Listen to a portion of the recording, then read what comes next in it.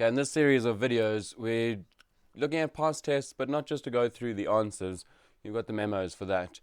But to see how do we get into the questions. I think that's the biggest thing. Once you're in it and you're guided to the next step, then you're fine. And if you look through a memo, most of the time you go, oh, I can understand it, make sense of it. But how do you get there? And from today's lesson to being Tuesday, yeah, I mean, that came to the fore, wasn't it? Of, oh, right, tip and times. But how did you know to tip and times?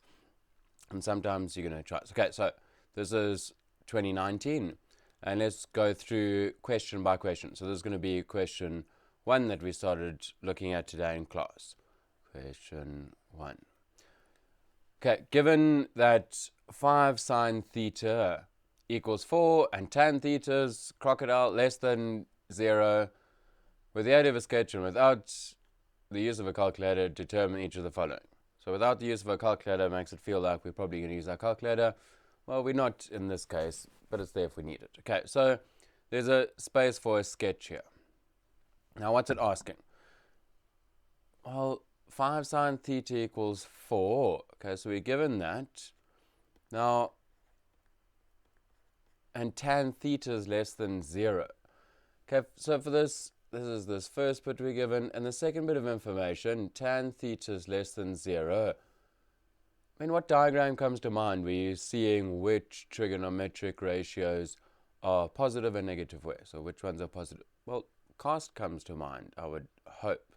In other words, let's draw our Cartesian plane and let's see if that gets us somewhere.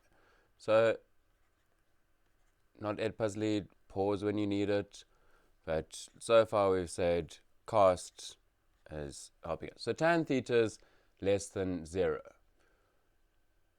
Okay, so in which quadrants is tan theta less than 0?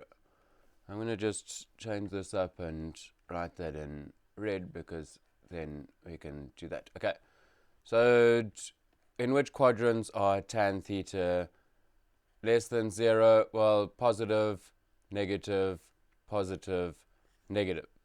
So how do we know whether we work in this quadrant, quadrant 2, or this quadrant, quadrant 4? Let's see what other information we're given. 5 sine theta equals 4.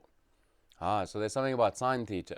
Is this going to help tell us whether sine theta is positive or negative? Well, normally we just want sine theta to be able to see that. So we don't want 5 sine theta. So what can we do to each side of our equation?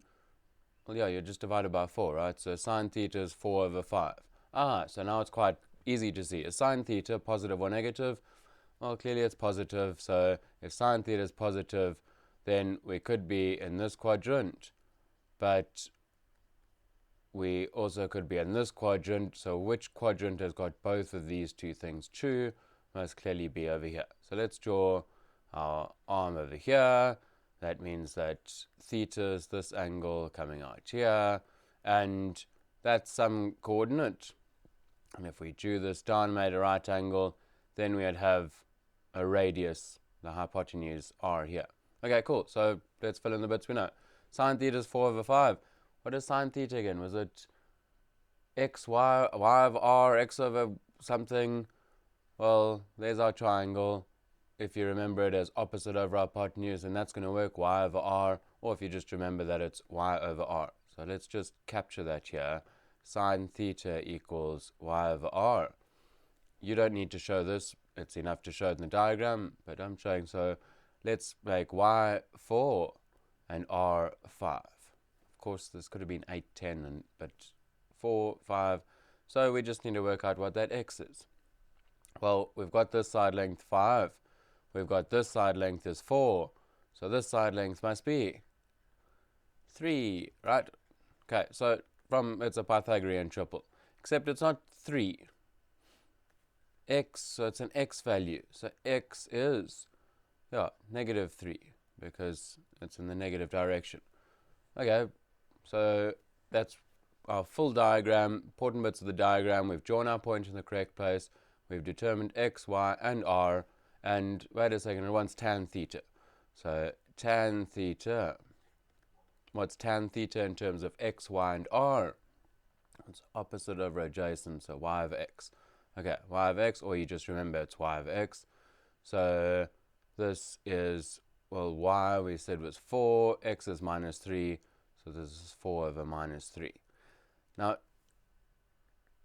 that's all well and good. That's interesting, great. Just keep an eye out. Remember that we should know this. So 3 marks, 3 minutes is really saying this is stuff we know and we get into it and go for it. Okay, cool. So that'd be sine squared theta minus cos squared theta. But here's where we claim back a little bit of time, because sine squared theta, well, sine squared theta means sine theta squared minus cos theta squared. What's sine theta? Oh, well, we know sine theta, 4 over 5. So that's 4 over 5. Cos theta, well, that must be x over r. So x is minus 3 over 5 equals, Brendan's calculator, somewhere around here. Yes, there it is.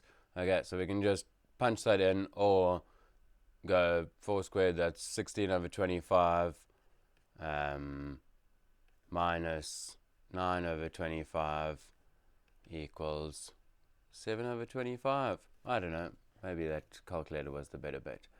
So let's go 4 over 5. You can see that I'm quicker just working out the other way. But let's just check it on the calculator. And there it is. 7 over 25. Cool. So what you're really checking is that you remember what the squared means, and you can sub in. So maybe you saved a little bit of time. And there, 5 marks in the bag so far. Yay, let me wrap up this gift. Terrible. Okay, next question.